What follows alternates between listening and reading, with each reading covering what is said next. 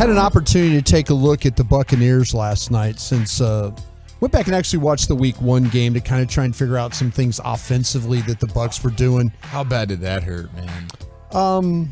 It's always interesting because when you go back and watch a game, and because you watch so many games, as you go through the 17 weeks, and you're trying to remember, okay, what happened here, what happened there, and I don't tend to, like when I'm studying a team, try and go too far back, but when you play the team, you want to see what did they have success. The way that the Buccaneers won that football game was their ability to run the ball, and they did it with movement of their offensive line.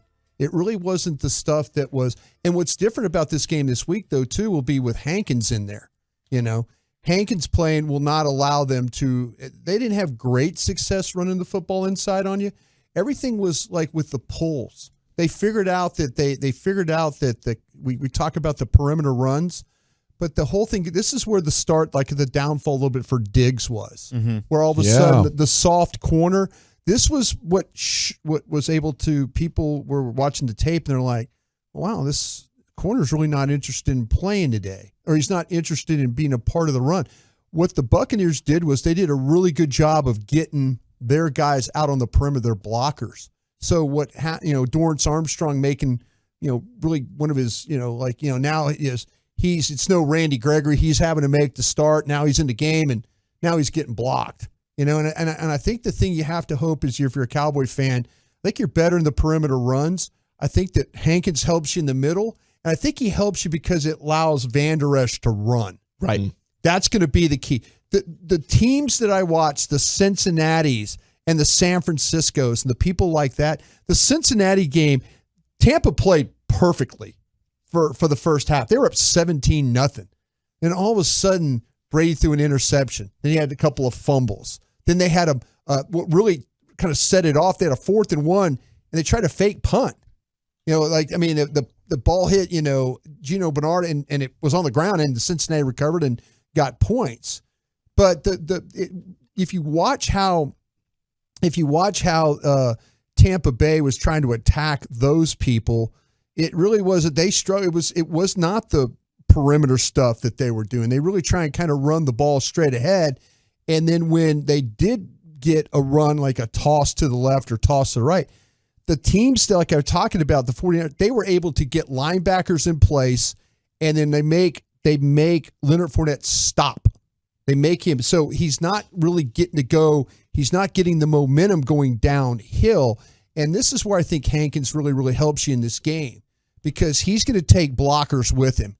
Hankins is, and I'll tell you what, a guy that played pretty well in that game that's kind of played well for you last week was Osa Odighizuwa. Yeah. So with the struggles that Tampa's having with their offensive line, with them having to move guys around, the shuffling at center, the shuffling at guard a little bit, Hankins, he will help you a lot in this game, because that'll allow the linebackers to be able to run in this game.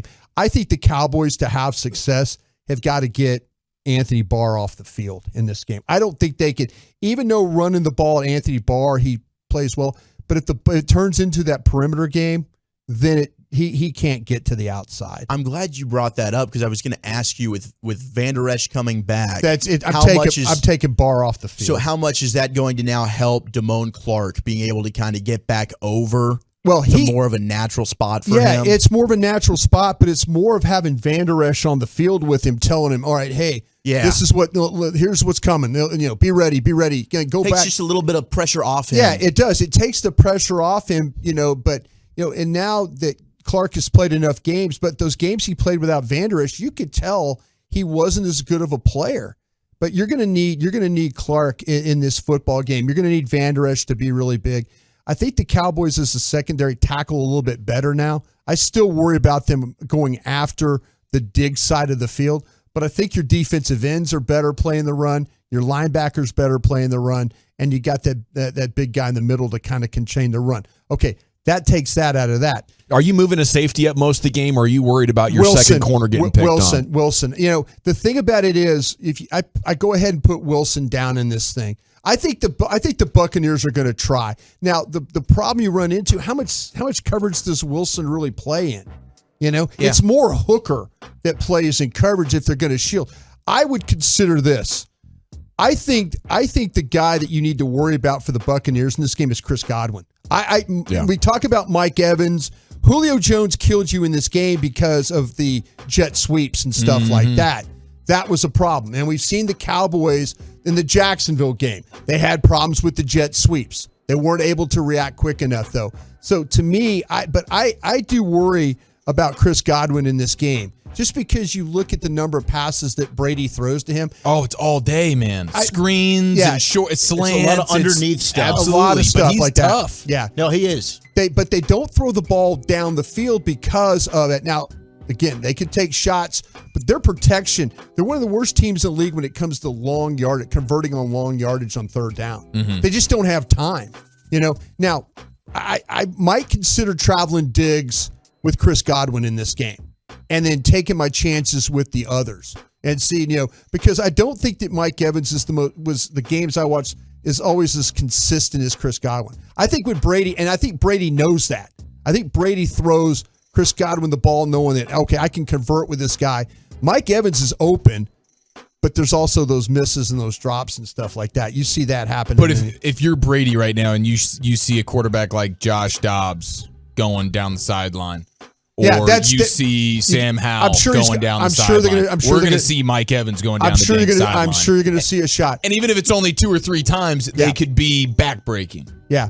Well, we'll see. We'll see. Like I said, in talking to some folks in in Tampa this morning, they're really, really worried about the matchup with Donovan Smith, the left tackle, against Micah Parsons. He's been banged up, right? Yeah, he has been hurt, but Parsons crushed him. In week 1, Parsons, they're worried that they could get a repeat of that. Well, he gave Wirfs fits, too. Yeah, but when that was a fresher Micah Parsons, let's see. True. But he's still playing like a beast. Yeah. I mean, he is. He is. He's still a massive problem. He was getting tons of pressure last Sunday. Total disruptor still. Yeah, well, they're worried. They're worried about Donovan Smith, that left tackle. So keep an eye on that for sure, and what's going on there.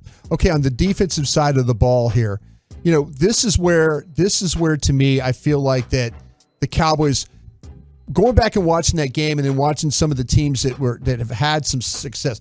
The 49ers. Now, the 49ers are a team that can run the ball. We all know that.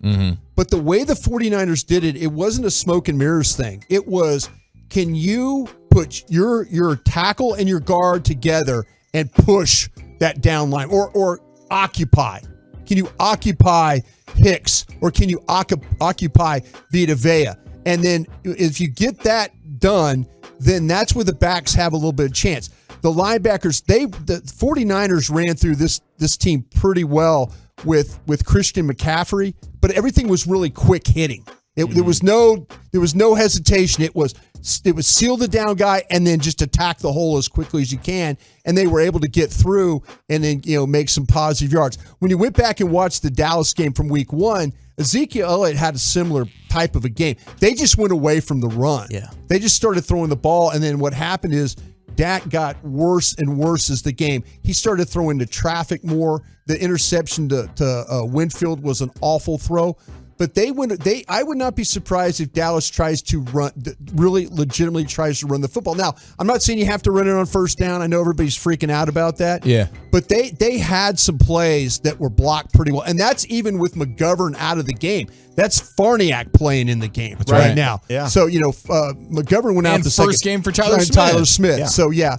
I don't, like I say, I wouldn't be just totally scared to death of trying to run the football against these guys, but I think you have to be mindful of when you're trying to run the football. Absolutely. But Zeke averaged 5.2 yards a carry. Who else did the Cowboys have in that game? Terrence Steele. They did have Terrence Steele. Yeah. Well, but it was one of Terrence Steele's worst games. That was a game he had the legal motion penalties. No, but was he terrible at run blocking in the game too? On top of all those things, the thing that they were able to do is I think that as a line they did a great job of, like I was talking about, securing guys and just attacking as quickly as they could. That's, I think, because there were those cutback lanes. They haven't had the cutbacks in these last several games. They haven't had anything. They haven't front had side, anything, back side, anything is all. Terrible. Okay. The thing about it is, I kind of feel like though in this game too, when the cornerback Carlton Davis, Dallas in that first game I thought they did a good job of knocking down balls in this game. You know, and that happened to Logan Ryan, Carlton Davis. Those guys all were able to get knocking down passes and stuff. But they also had guys open. They had Dak missing a lot of throws there. But if you're going to go after a guy, I think Carlton Davis is a guy. This group tends to play off coverage, so they give you kind of stuff underneath. So if the ball could get out quick, those quick 7-8 yard routes, maybe you get some run after catch there. CeeDee Lamb, Yak God. That's what I would hope for in this game right there. But I wouldn't be afraid of trying to run the football. I think you could attack the secondary a little bit better than if Dak, he can't play as bad as he played in this game again this week. Yeah. So we'll see. We'll see. Thank you, Brian. Not if they want to win. Unfortunately, we saw last Sunday he's very capable of playing that poorly again. But I do wonder, they probably didn't double CD a bunch in that game. I don't know, but they probably will this time around. I think they'll definitely keep an eye on him for sure.